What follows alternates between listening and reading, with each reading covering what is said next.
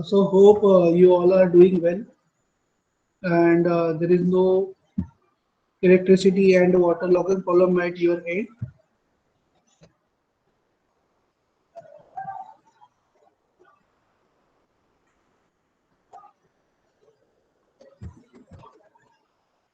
So anyone who is having some problem at your end, or the place where you are right now, at home or in whatsoever it is. Let's say electricity problem or water logging problem or anything else. Because at college end it's not, it's raining heavily. Visibility is decreasing continuously. Okay, in today's session we'll discuss about knowledge-based agent. Then we'll discuss about probability and some Naive-Bayes theorem, so on. I'll teach this thing with the help of writing pen and everything, and I'll make the PPTs available with you in due period of time. So PPTs will be with you. It's not like that since I'm using my pen, I'll not be sharing PPTs with you. So I'll go in both the ways.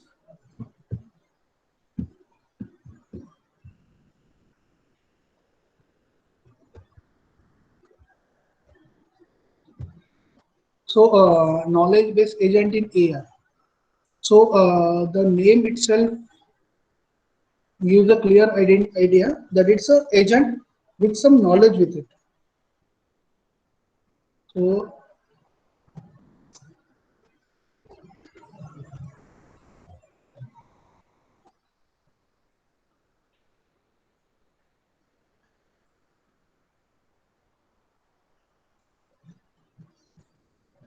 So there is an agent who is having some knowledge base, and based on which it can take some decision. So the intelligent agent, what it needs a knowledge about what real world for taking the decision, making some predictions and so the things.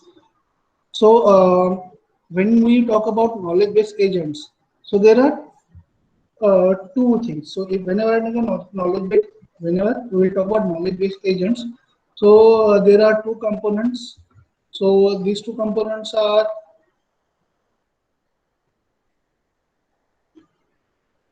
knowledge base, and third is inference system.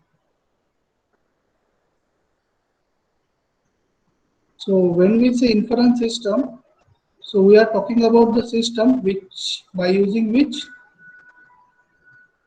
a decision is taken. So it uses, so inference system uses knowledge to take some decisions. So this system can be a probabilistic system, it can be rule-based system, it can be fuzzy system, it can be any type of system.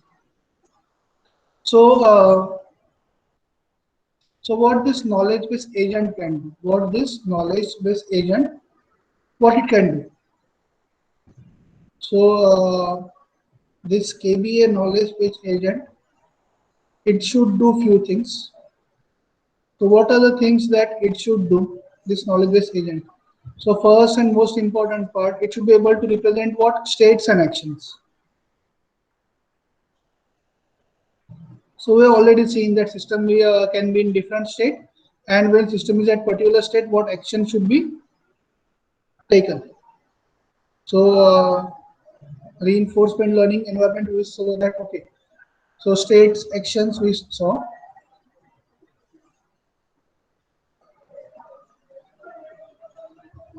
Then it should be able to identify, detect, or let's say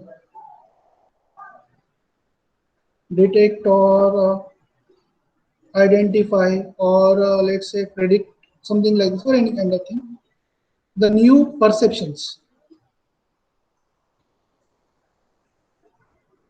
So these new perceptions can be based on fuzzy logic or rule-based systems or probabilistic systems. It can identify these things. Then third thing is that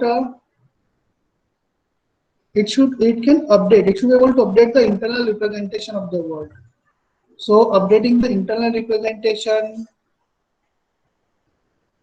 of the world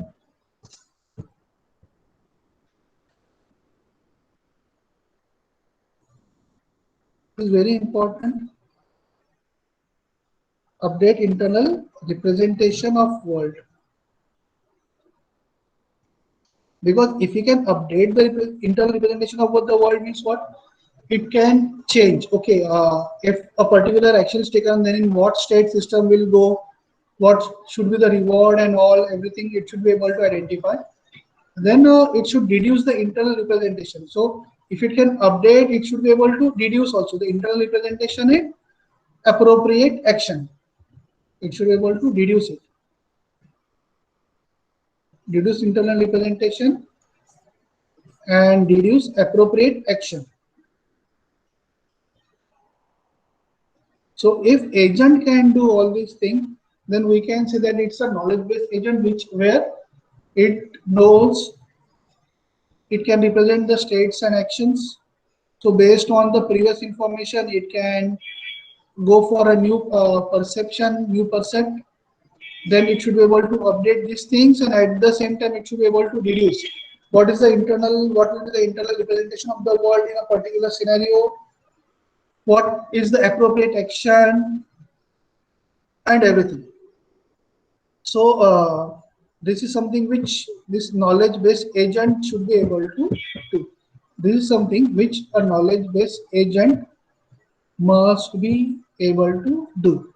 Then if it does all these things, then there should be some architecture. There should be some architecture based on which it should work. So how this architecture is. What is the architecture of this knowledge-based agent? Okay. So if I want to go for the architecture of knowledge-based agent,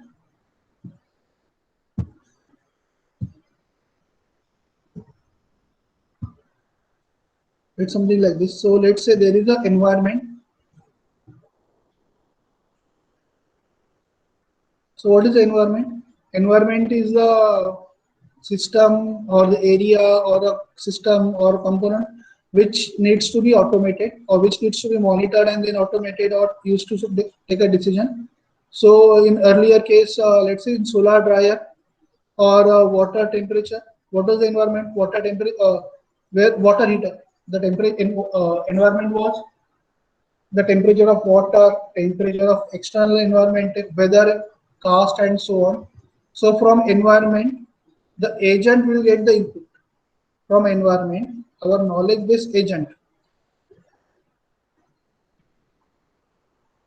From environment, our knowledge-based agent will get the input. So this is the input about environment. So input parameters like water temperature, environment temperature, it can be anything. So this will be given as an input to our knowledge-based agent, and this input goes to inference system. This input goes to our inference system. Now inference system uses the knowledge base. Inference system, it uses what? Knowledge base.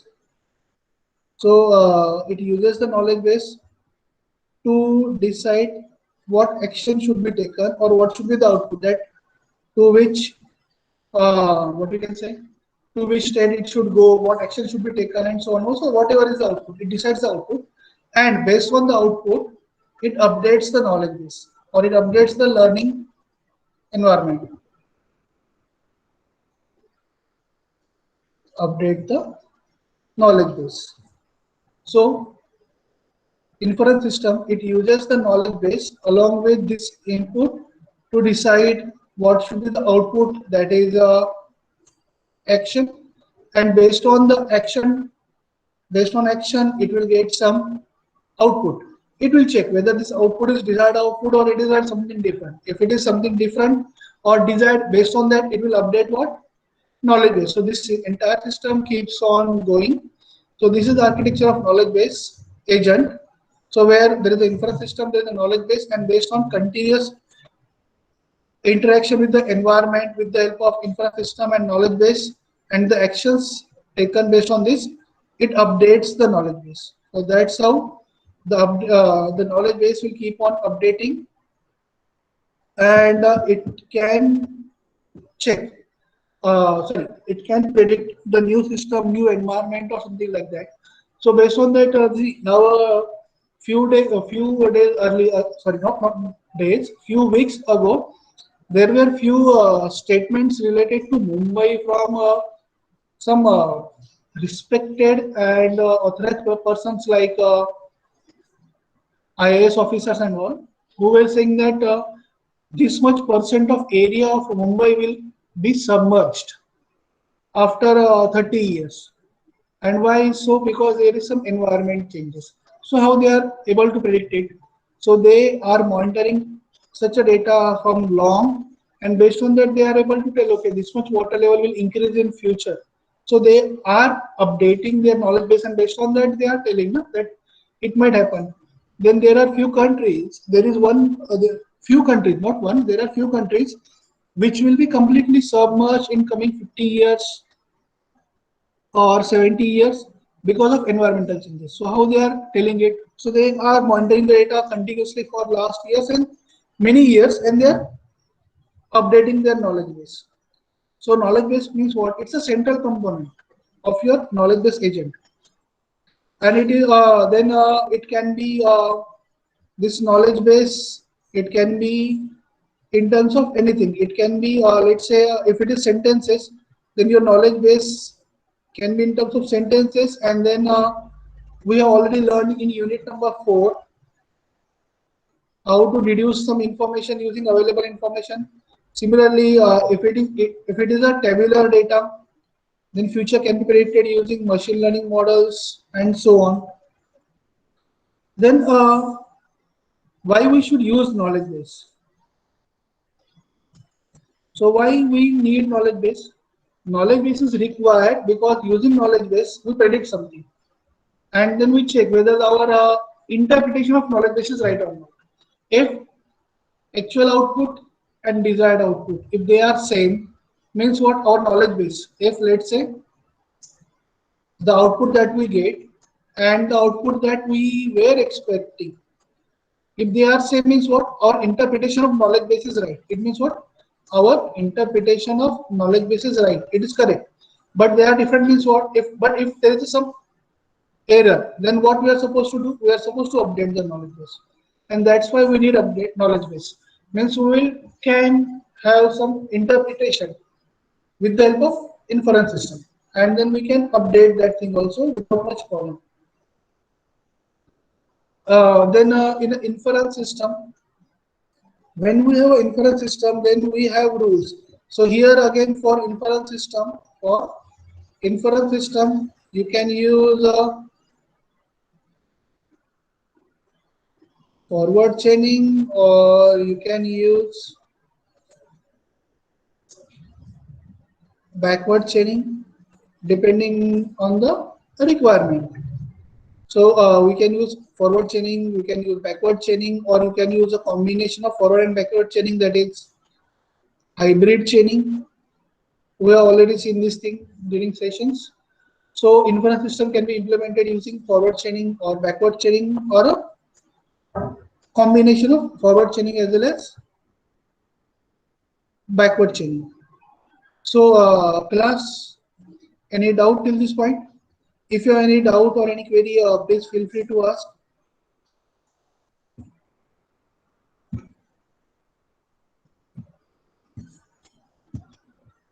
Anyone?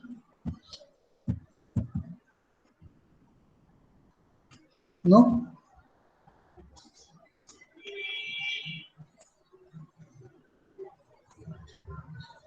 Then if it is a knowledge-based agent, then there are 3 operations which are performed by knowledge-based agents.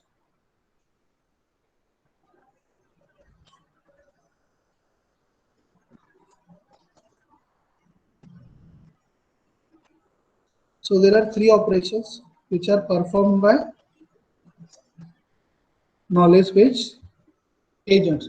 So these operations are tell, ask, and perform. Tell, ask, and perform. So what is a tell? So basically this operation, it tells the knowledge base that what it perceives from the environment. Basically what it tells the knowledge base, what it perceives or what it understands or what it deduces from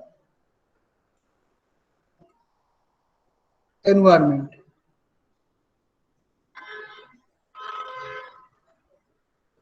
Then ask means what? It asks the knowledge base what action it should perform. It asks the knowledge base what action it should perform. And finally it performs that action. Sorry, finally it what? It performs that action.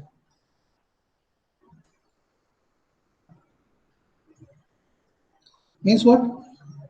It tells the agent, it will tell the environment, it will tell what, okay, it tells the knowledge base that what it has understood from the environment, and after that then it can, so this is something called as a updation or something like that. Then ask what operation it should perform. It asks what operation it should perform, and once it has asked, then it will perform that operation. It will perform that operation or it performs that action. So here there are two arrows. One arrow where it tells the knowledge base, that is updation. Then it asks the knowledge base what to do, and once it knows what operation should be performed, it performs that operation. So these are the, it performs that operation or it performs that task. So these are the three different operations that are performed by KBA. So which are these three operations? Tell the knowledge base what it has understood, what it has perceived. Ask the knowledge base what operation should I perform in a current situation, and once it is known, it will perform that action. It will perform that action. So these are the three operations which are performed by knowledge base agent. So any doubt till now? There are three operations. Ask the knowledge base, tells the knowledge base, and finally performs the action which is told by knowledge base, that okay, this operation, this action should be performed. Any doubt?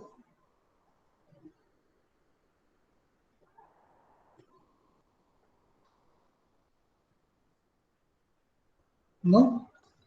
Then there are various levels of knowledge base agent. So you can view this knowledge base agent at three different levels.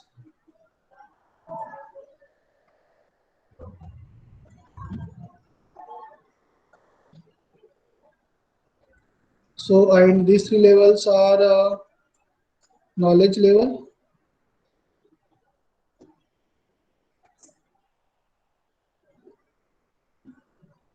logical level,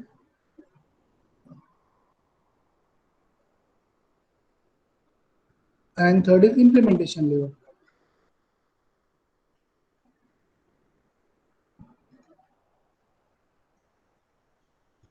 So knowledge level means what?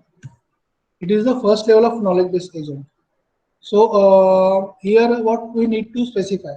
So here we need to specify what the agent knows, what are the goals of agent. So what agent knows and what are the goals of agent. And once we know these things, that what agent knows, what agent should perform, what it should achieve, and so on, we can decide the behavior of agent. We can basically deciding the behavior of a agent. For example, let's say if it is a taxi, let's say in future a taxi is there, and in future taxi there is no driver, there is an agent. In future taxi there is no driver, there is only a agent, means there is a program.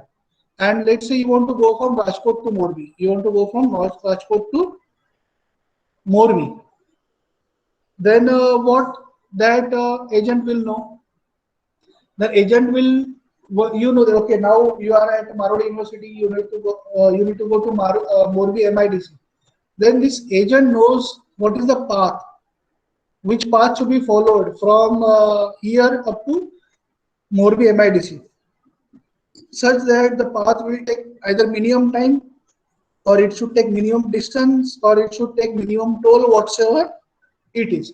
So here you are specifying, you are giving the knowledge to the agent in the form of paths, then how much time it will take, and so on. And based on that, it will take a decision which path should be followed, such that either time will be minimized, or distance will be minimized, or toll will be minimized, something like that. So this is a knowledge level. So where we specify knowledge and goals of a agent. Then there is something called as logical level. So at logical level, what happens here? We understand that, okay, how we should represent the knowledge, how we will represent the knowledge. So how to represent the knowledge, or how to store the knowledge. So we have already seen there are many types in which you can represent the knowledge, like you can represent the knowledge using a semantic net, you can represent the knowledge using frames, you can represent knowledge using different ways. So here we tell that how knowledge should be represented, and how you can encode the knowledge into logical part, and so on. So here you represent, okay, now you are representing the knowledge that, okay, if you want to go from let's say Marwadi University to Morbi MIDC, then how the path is stored. That is most important. Na? In logical level, now you are seeing how path is stored, and then how to interpret the path. So how weights are given to the edges, and how to interpret those edges, and everything. So since you know how the knowledge is represented, how knowledge is stored, you can use that knowledge to reach from node A to node B, or from source to destination, or something like that. And finally, there is the implementation layer. Finally, there is a implementation layer. So this is what a physical representation of logic and knowledge. So when you say implementation level, basically it's a physical representation. Means what? When you say physical representation, it means what? It is actually implementation of what? Knowledge level and logical level. So basically it's the implementation of knowledge level in logic level. Okay. So at this implementation level, agent will perform the action as per the knowledge and as per the logic. So when it is there, when implementation level is there, you can say that your taxi is ready to go from point A to point B, and it can safely drop the passenger over there, and at the same time it can update the information that, okay, it was predicted that it should take 1 hour, but it took 1 hour and 15 minutes, and what went wrong, and which information should be updated in the environment, and so on. So over a period of time, when this thing is iterated again and again and again, your agent will predict a proper time. So your agent will get a proper time that, okay, how much time it will take to reach from Marwadi University to Morbi MIDC, and so on. So source and destination can be anything. So these are three different levels: knowledge level, logical level. Here, these two levels are conceptual level, and once these two things are ready, we know the goals of an agent, we know the knowledge of an agent, we know how to represent the knowledge, and how the knowledge will be implemented. We can actually implement this thing in a physical system where the knowledge based agent can be actually used to do some task. Any doubt, class, till this point? Any doubt till this point? Anyone?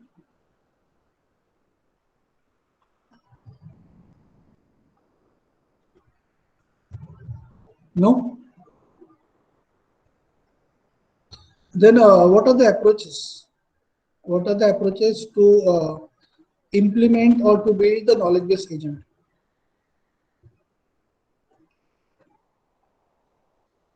Approaches to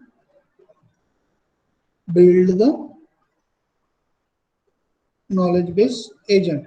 So you can use declarative approach or you can use procedural approach.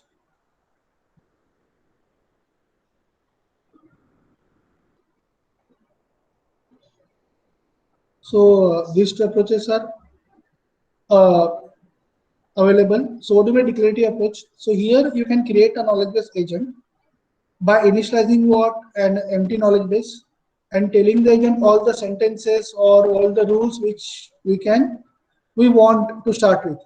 So initially you start with some declaration.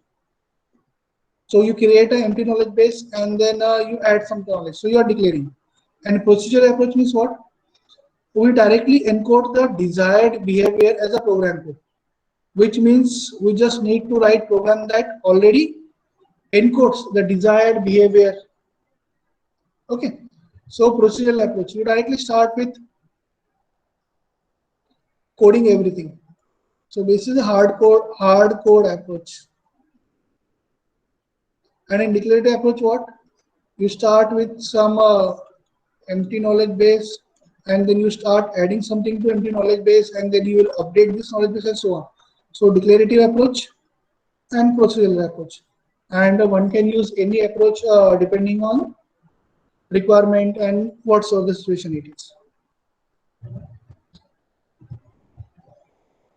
Okay, guys, any doubt or any query? Anyone?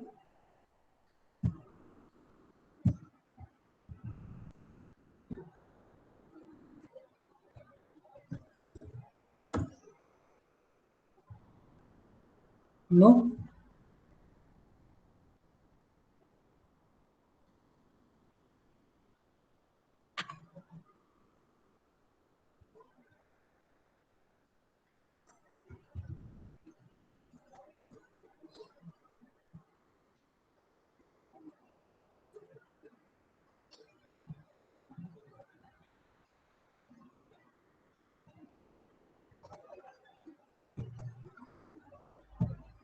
No? Okay. So let's move to next point. So here related to machine learning again. So first we'll start with some basic concepts of probability. So this is a kind of revision for you guys because you must have studied this thing in one or other subjects, and then we'll move to Naive theorem. So when you say probability, there's something called as a probability. So basic probability or marginal probability. Marginal probability or simple probability. What is the probability? Probability means what? Possibility, no? Probability means what? It's a possibility. Possibility of for what? Possibility of a particular event or a particular action or anything. For example, let's say you have a coin, very basic example. If you have a coin, and you toss the coin, your output can be head or it can be tail. Your outcome can be head or it can be a tail. So there are two possible outcomes, head or tail.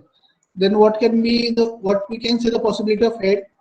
Possibility of head, there are two possible options. There are two possible outcomes, head and tail. So possibility of head is 1 by 2, and similarly possibility of tail will be 1 by 2. That is the probability. So probability is 1 by 2 means what? It is 0.4. It is 0.5 and 0.5. So if there are two possible actions or there are two possible outcomes, then let's say possible outcomes is head and possible outcome is tail. Then the total probability is 1.0. The total probability of all possible actions is 1.0. The total probability of all possible actions is 1.0. Similarly, let's say if you have a dice,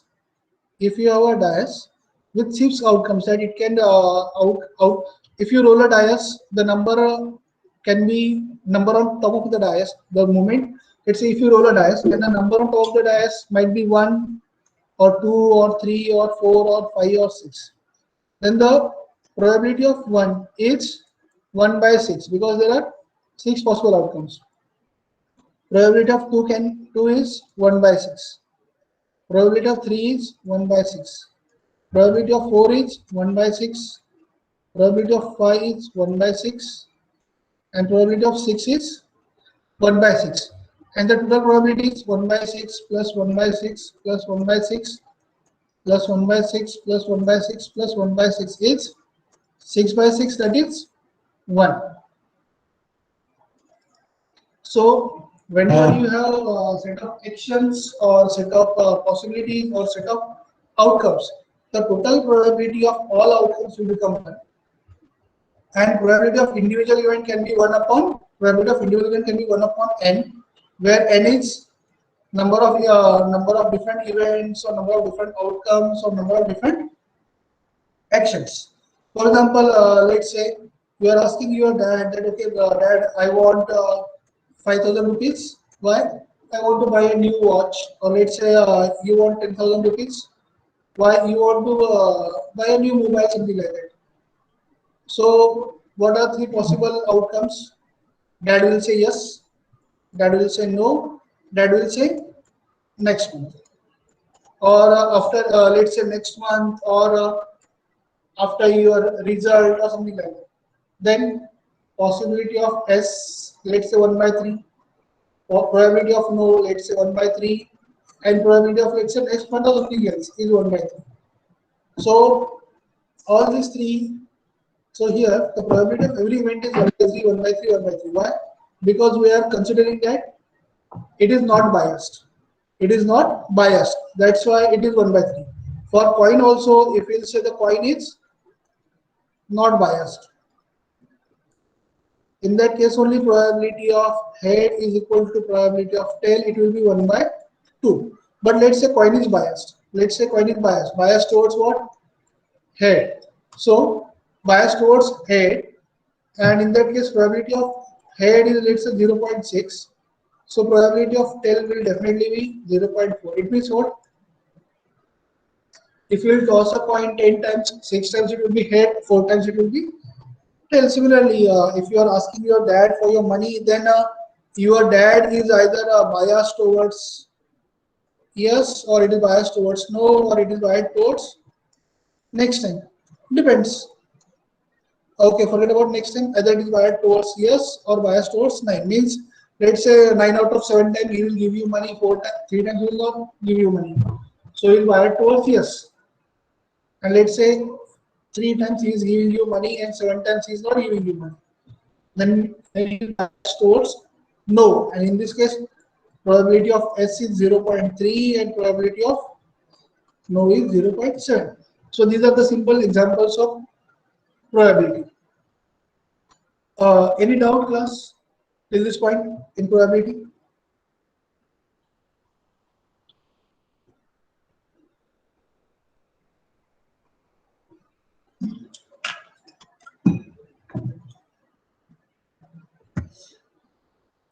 Ali, I'm not talking about coefficient of model. Here we are not talking anything about model. It's plain probability. Probability from statistics. Okay, Ali?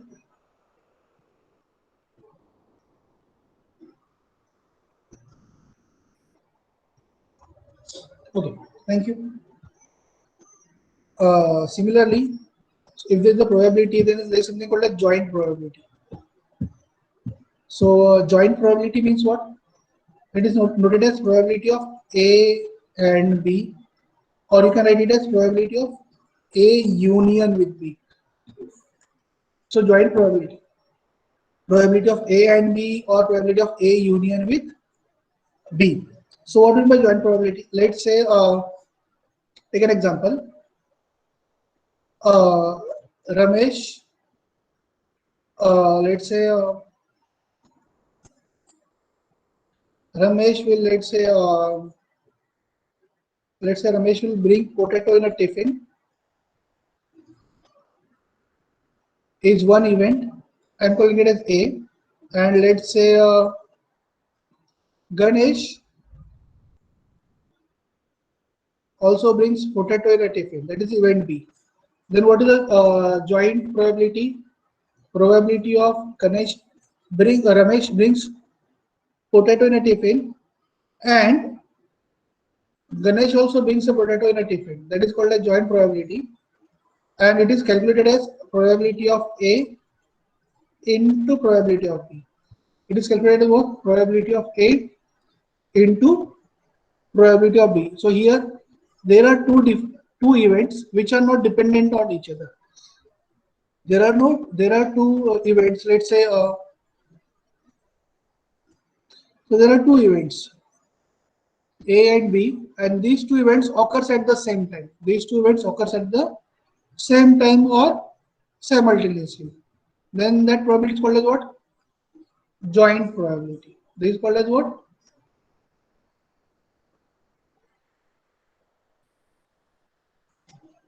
Joint probability. Two events occurring at the same time, or we can same time or simultaneously. For example, probability that Virat Kohli wins the toss. Oh, this is and, na? So this is and symbol. That was or symbol. A and B. Probably Virat Kohli wins the toss and wins the match. That is, event A indicates Virat Kohli wins the toss, and B indicates India wins the match. So probability, it's a joint probability, and the outcome is probability of A. How you are calculating it? Probability of A into probability of B. Then there is something called as conditional probability. There is something called as what? Conditional probability.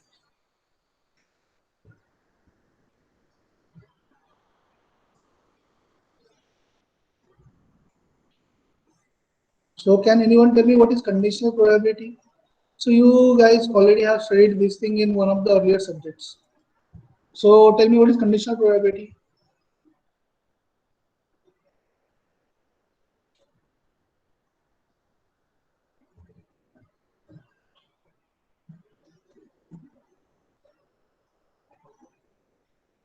So conditional probability means what?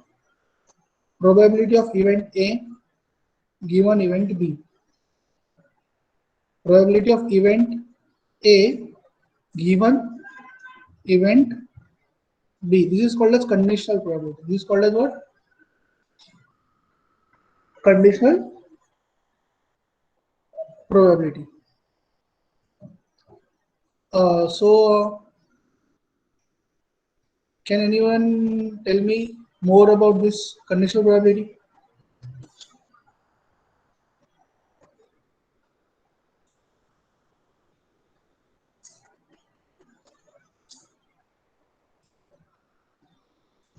So I can calculate the conditional probability using simple equation, that probability of event A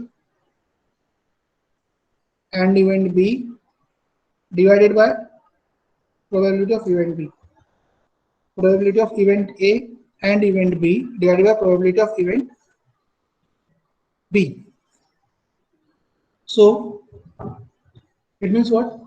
We are checking what is the probability that event A and event B both will occur simultaneously. What is the probability that event A and event B both will occur simultaneously divided by probability of event B divided by what? Probability of event B. In that case, we can say that even if event B has occurred, then event A will also occur. It is what? If event B has occurred, then event A will also occur. It's something like that. Probability of India win the match given India has won the toss. Probability of India will win the match given that India has won the toss. Probability of A given B. So it gets calculated as probability of India winning match into probability of India winning toss divided by probability of India winning the toss. So now you can say that this is the probability, this is some number of what India will win the match given that India has won the toss. Given that what India has won the toss. So let's say probability of India winning the match is let's say 0.6. Probability of India winning the toss is let's say 0.3 divided by 0.3. So it will be what? 0.6 into 0.3. What is the calculation? 0.6 into 0.3 is 0.18 divided by 0.3. So what will be the answer?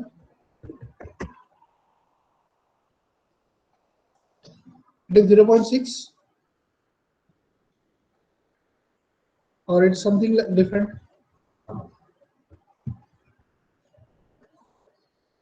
Probability of A into B divided by probability of B. So conditional probability is simple thing. Probability of event A given event B. So here I can simply write it as I can calculate the joint probability also using conditional probability and all.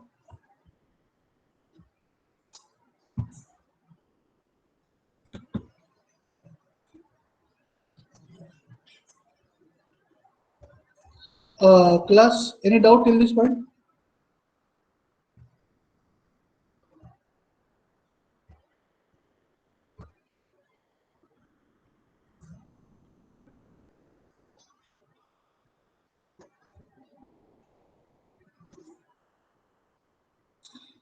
So there is a alternative ways also to calculate the conditional probability.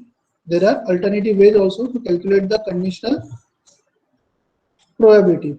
So what are these ways? Let's say we can calculate the conditional probability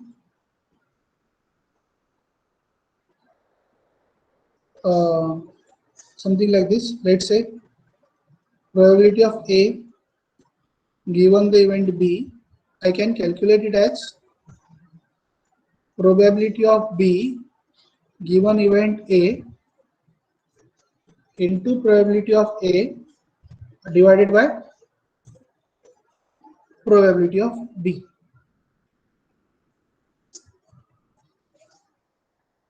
Divided by probability of B. So here it's simple. Probability of what? India winning the match given India win the toss is calculated as probability of India winning the toss given India has won the match into probability of India winning the match upon probability of India winning the toss. Probability of what? India winning the toss. So now there are few things. This probability is called as posterior probability. This probability is called as prior probability. So this is called as posterior probability. This is called as prior probability. Why? Because here we are predicting what is the probability that India will win the match given India has won the toss. And this probability we are calculating what was the probability in past when India won the match and India won the toss also. So here you are checking India won the toss given that India won the match. So this is the prior probability. Means what? You are calculating this thing. So this theorem and this way of predicting the possibility is called as Bayes theorem. It's called as what? Bayes theorem.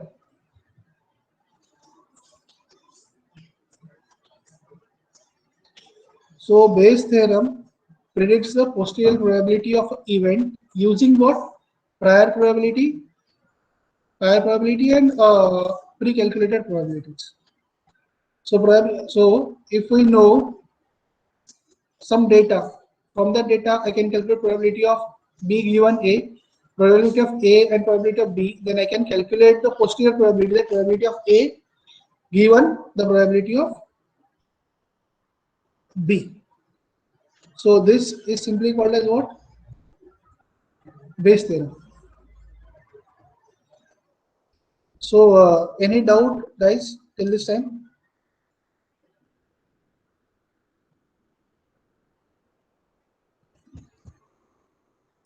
Anyone?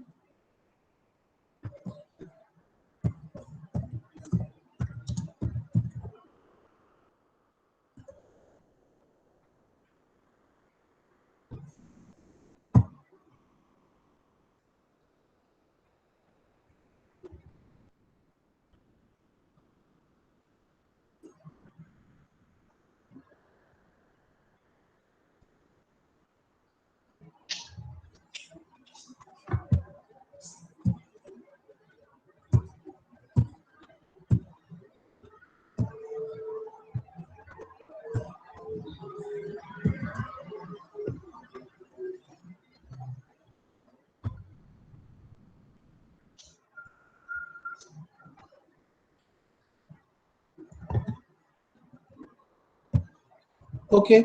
No queries. So let's take one example for this.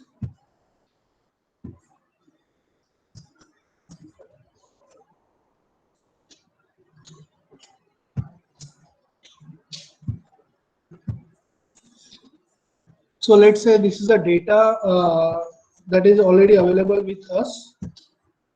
Okay, let me zoom out something. So data is something like if outlook is rainy, temperature is hot, humidity, windy, whether the golf will be played or not, whether the golf match will be played or not. So this is the data we have. So here what we need to predict, let's say we need to predict whether the golf will be played or not using Bayes theorem. So here this is the outcome, probability of golf will be played or not, something like that.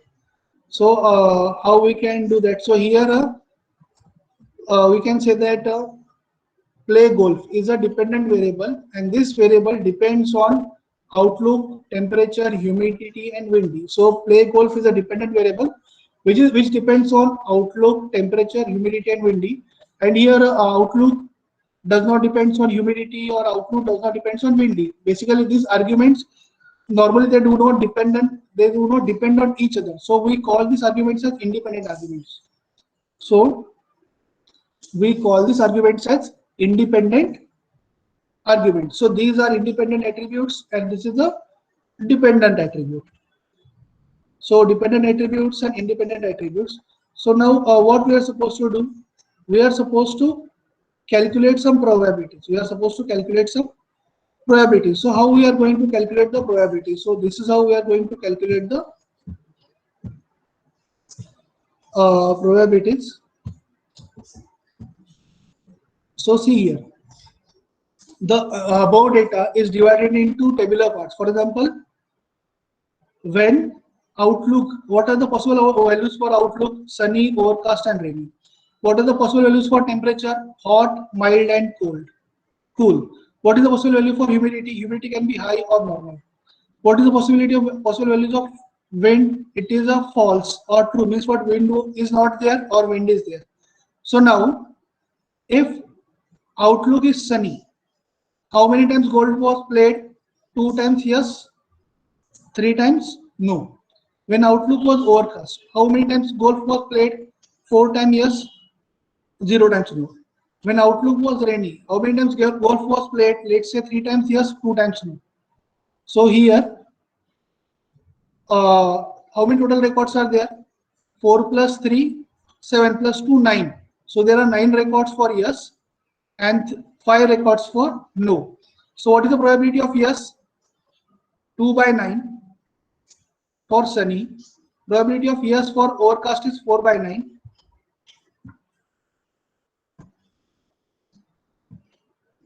Then the probability for rainy is 3 by 9 for yes. For no, it is a 2 by 5. 5 comes from here.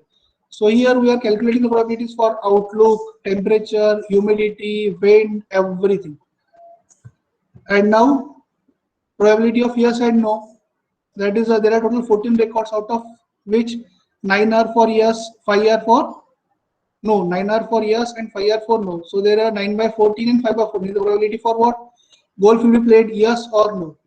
So this is the probability of for yes or no. That is probability of A, and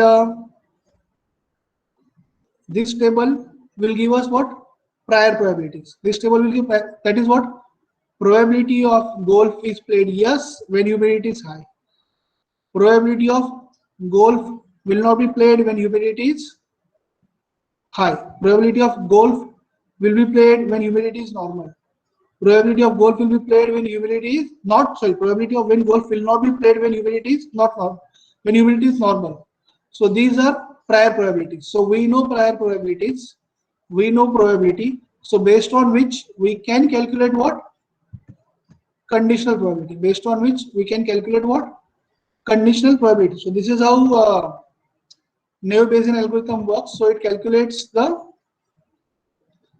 posterior probability using prior probabilities and the probability which are already known. So this is how Naive-Bayesian algorithm works. Okay, so we'll stop here today. Any doubt, class, in today's session? I'll prepare the PPTs of this and I'll share these PPTs with you also. Any doubt, class, in today's session? Anyone? No?